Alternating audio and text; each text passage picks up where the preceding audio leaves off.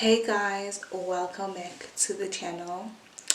I thought I'd just come on here and give you guys a little bit of an update on my pregnancy. I am currently 36 weeks. Like, what? 36 weeks? I cannot believe it. This whole time has gone so fast. I'm shook. Like, I never really I feel like I just found out yesterday. I never really gauged how fast the time has gone. But anyways, I'm thankful that I made it thus far with a healthy baby. Okay, so I use this pregnancy app called BabyCenter, and basically it tracks your pregnancy. I am 36 weeks, which means technically I'm 9 months pregnant. So it tells me that my baby is the size of a romaine lettuce. Let me show you guys. I hope you can see. Okay, so let me just read the whole thing that it tells me. It says weight gain accelerates. Your baby is still packing on the pounds, about an ounce a day. So your baby is gaining an ounce a day. Wow, that is crazy. According to the app, the pregnancy symptoms at 36 weeks should be decreased appetite. Now that your baby has taken up so much room, you may have trouble eating a normal size meal. That is kind of true, because lately I just haven't been feeling for anything. I can literally have 2 meals a day. Like, literally the other day I slept from 10 to 4 and I totally forgot to eat or anything. Like, I only ate at 4 o'clock for the day, which was terrible, but I didn't feel anything. Okay, so the app also says you may be breathing easier. You may have an easier time breathing when your baby starts to drop down into your pelvis. I don't feel like I have a better time breathing though.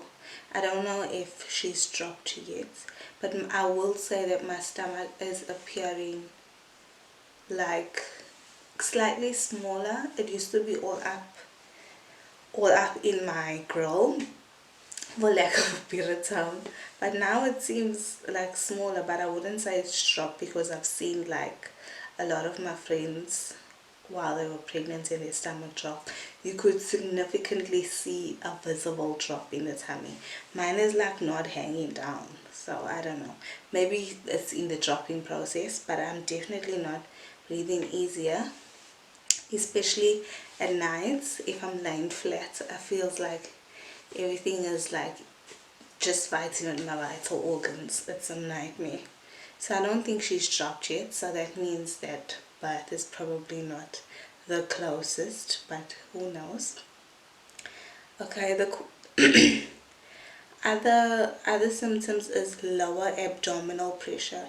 If your baby drops, you may feel additional pressure in your lower abdomen. I have been having like spells of where I feel like the baby is pushing down, and I told my doctor about that, but I feel like he's heard so much that he's just not taking it seriously. He's like, ah, yeah, that's your pelvic, that's just your cervix. And I'm like, dude, this pain, I don't know, like, what is going on? Am I gonna die?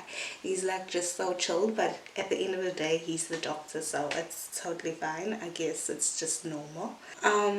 So let me just discuss my own. That was according to the app, but let me just tell you guys what I've been going through this past 36 weeks. Well, this week, well, I'm telling you guys the symptoms of 35 weeks, because that's last week what I've been going through. And I'm telling you, my mood completely changed. Like, I've been having like crazy mood swings. Like, I'm super protective over my space and like my stuff, and like I just want things to be a certain way. So it's like I've been having mood swings. Like, the slightest thing will set me off and just annoy me. So definitely would say that I've been having increased mood swings. Another symptom is nesting has set in completely. like last week. Well, not last week, this week, because today's Sunday. What am I thinking? So this week I've like had a complete change. Like I feel like I just need everything to be like spotless in a certain way and clean. I washed all her clothes, I packed her baby bag, and I got kind of everything ready, so everything's in accordance to her. Everything's like kind of ready for her. I just want everything to be clean and sterile, and like the slightest sight of a mess or dirt or something out of place just sets me off and annoys the shit out of me. So I've also been experiencing back pain, and I did discuss this with my doctor, and he said that's pretty normal. Is what he said about all the things that I told him. It's pretty normal, it's pretty normal, it's pretty normal.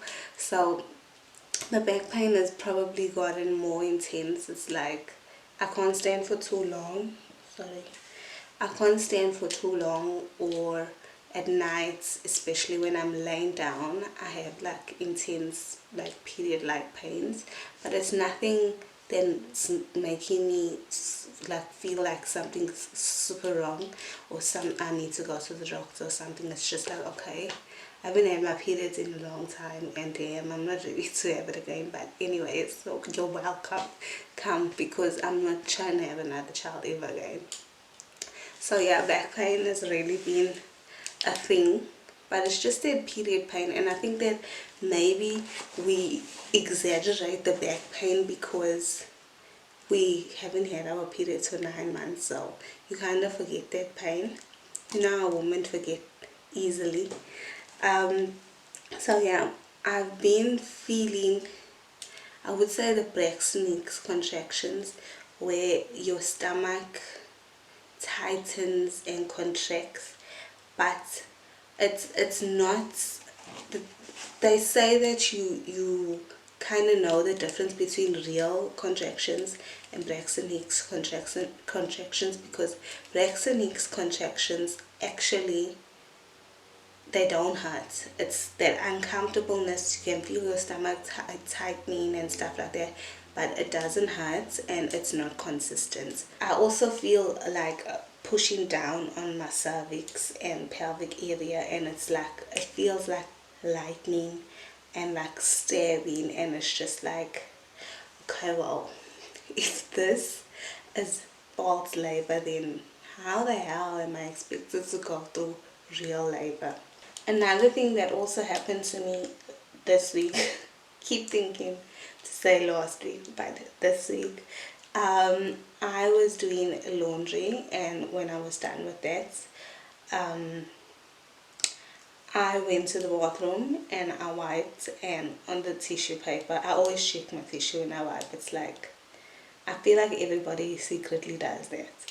But yeah, there was like 2 pea-size spots of red blood, and I read up about it, and it's kind of expected around this time. They say it's a show, a bloody show, but I feel like from the pictures I've googled and stuff like that, I don't feel like it's all the way a bloody show. I don't know, but I spoke to some of my friends and they were like, yeah, it's normal, don't worry about it, it's normal. But on my next doctor's visits, I will be bringing that up. But I spoke to my nurse friend and she was like, yeah, definitely girl, the time is near, get ready.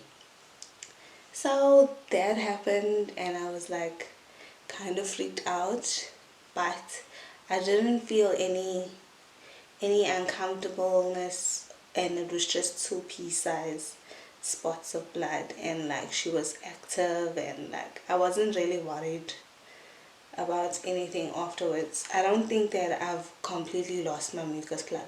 I will say that the amount of discharges definitely increased, and you can also lose your mucus plug a little at a time. You don't always lose the whole thing completely at once.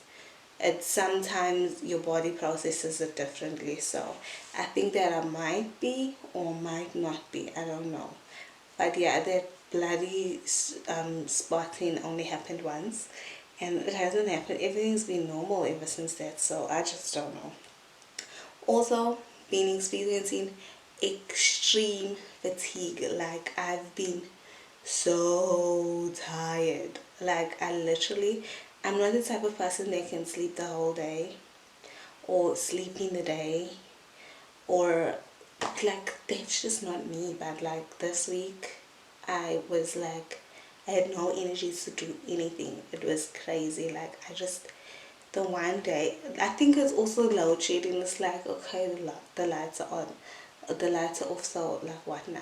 And I'm just like, okay, just take a nap for 2 hours. But this week, one of the days, the nap turned into the entire day. Like, I slept from 10. I remember that I was up in the morning, but I never got breakfast. I never got up to get breakfast. I was like delaying breakfast, and then at 10 the lights went off, and I was just like, okay, let me just take a nap. Do you know, this girl right here, your girl only woke up at 4 o'clock, and I was like, okay, wow, this is like weird. I only got up at 4 o'clock, but they do say that you should rest as much as you can, because when the baby comes, that will definitely be a thing of the past. I can forget taking day naps and sleeping the entire day, because it's like the gig has begun. You need to do what you gotta do. So I've definitely been a lot more tired, and funny enough, I slept the entire day and I didn't have a problem going to sleep at night. And usually if I sleep in the day, I have a huge struggle sleeping at night. That's why I refrain from doing that, because I prefer sleeping to the night. So yeah, that happened.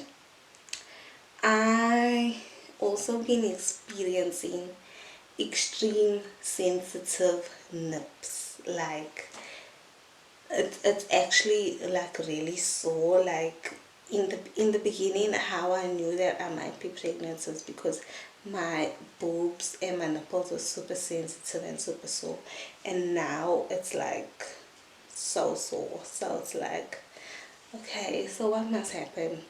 And I never knew that sensitive nipples were part of 36 weeks symptoms, but apparently it is.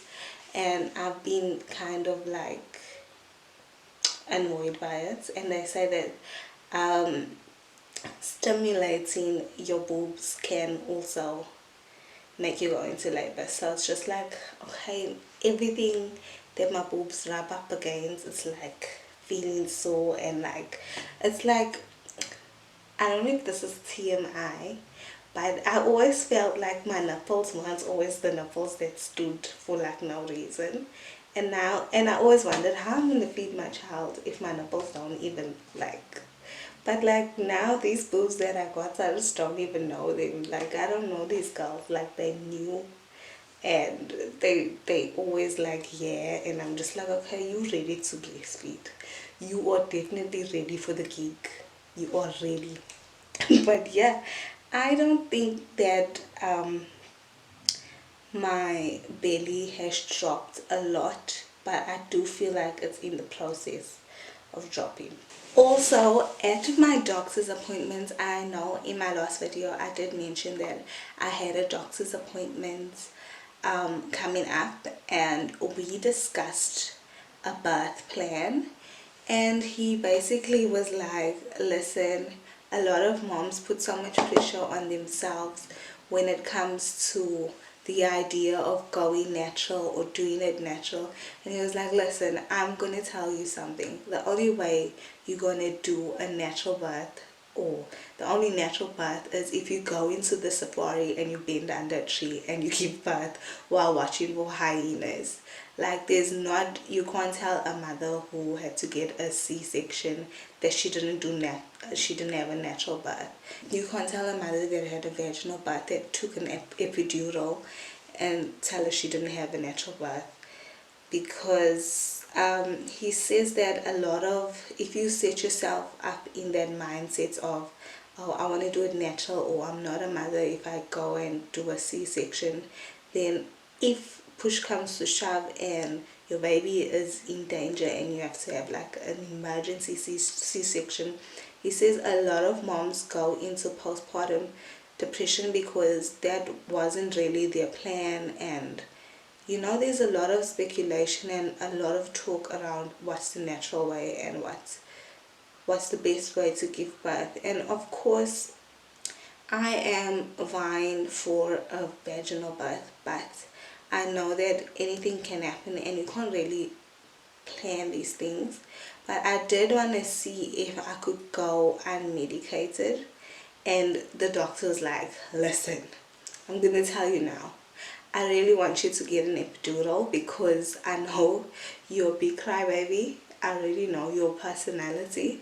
So I know that you're gonna be in a lot of pain, and if I have to give you an assisted birth and I have to cut you, I don't want you to feel all of that.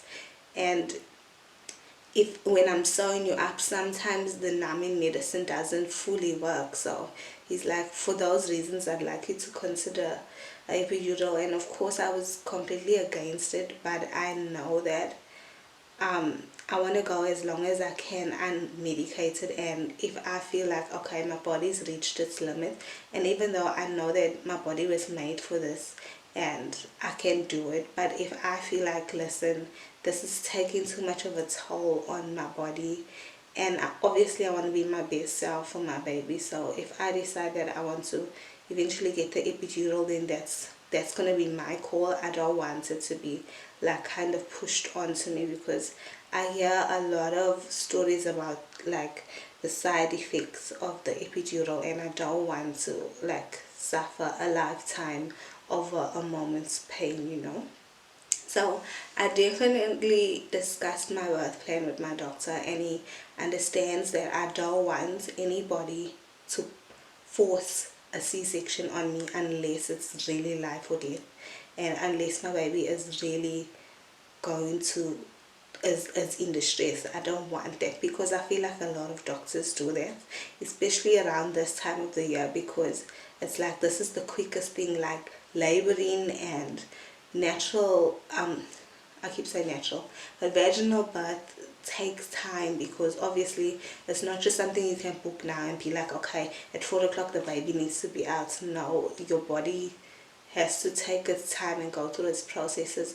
So I feel like a lot of doctors kind of force a C-section, and I'm glad that with the relationship that I have with my doctor, he understands where I stand, and he's not somebody who's gonna push C-section onto me for his own personal gain. And I feel like a lot of ladies need to educate yourselves on that, and like be really clear with your doctor and let him know about your birth plan, and let him know how you feel about certain things.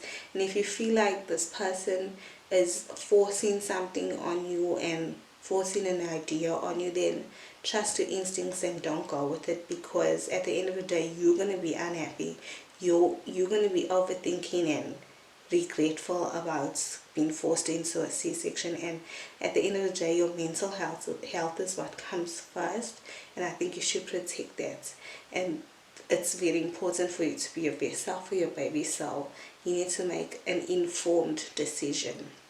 So yeah, that's basically all I have to say about that. If you have any comments on the whole epidural, C-section, vaginal birth situation, let me know, and let me know what type of birth you had and what was your experience. Especially if you had the epidural, let me know about the side effects that you experienced. He says that a lot of people that complained about back pain actually suffered with back pain before, but just because you went through this experience and you know that you had the epidural, then you associate the epidural with back pain. So I really want to get your side and get what you feel about this whole situation, because it's been weighing a lot in my mind, because I know that I didn't want to get an epidural, but now I'm kind of considering, because like with the pain I've been feeling, and with the again pushing on my pelvic and cervix area, I feel like that is like really painful to me, and that's not even real labor. So how am I gonna do during like real labor, you know? So that's also been a reason why I've decided to explore other pain methods. So yeah, thank you so much for watching, guys.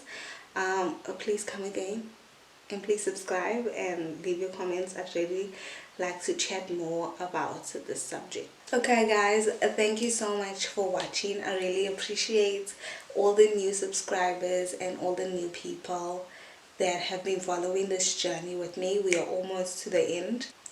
I'm considering doing a labor vlog.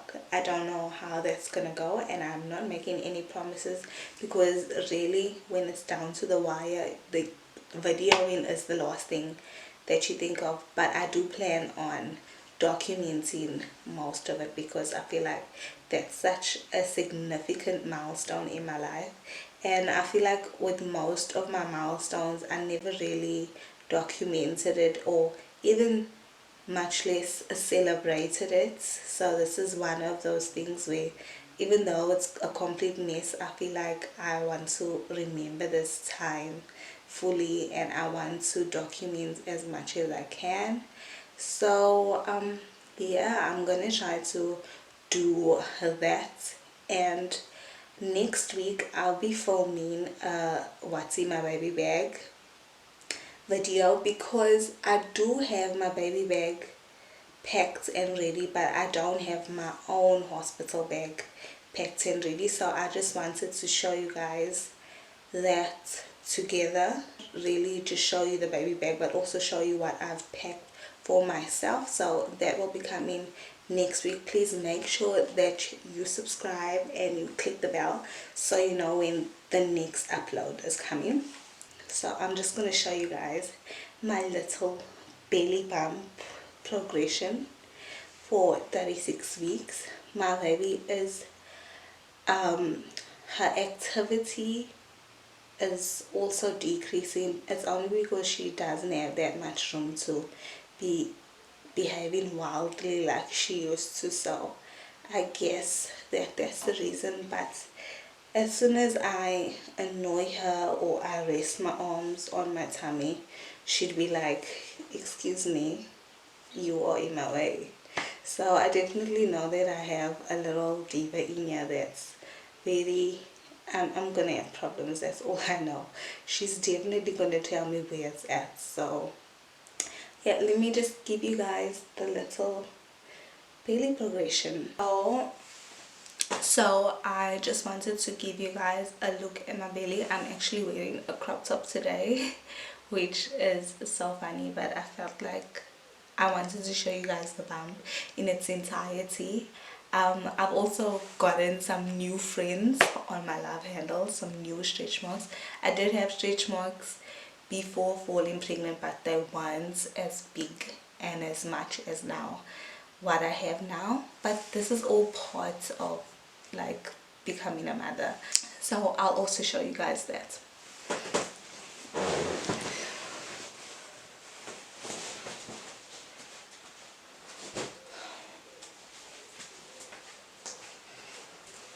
So I hope you guys can see this.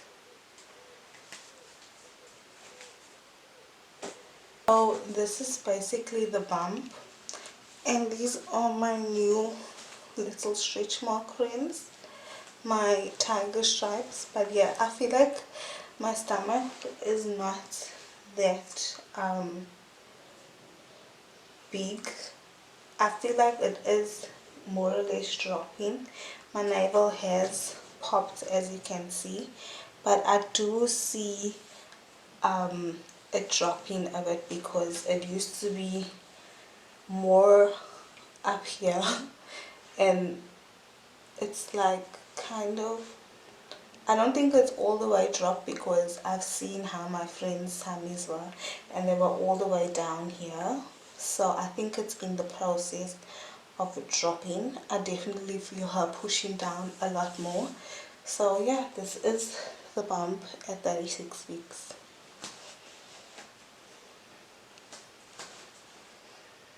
And I do know that I haven't been the most consistent, but thank you for always coming back, and thank you for subscribing. And yeah, I'm really grateful for you guys, my little YouTube family. So yeah, thanks so much guys. Please subscribe and like and comment, and let me know what your 36 weeks pregnancy symptoms have been so far. And yeah, I'd love to get talking and find out what you guys think about the video, especially about the spotting. So yeah.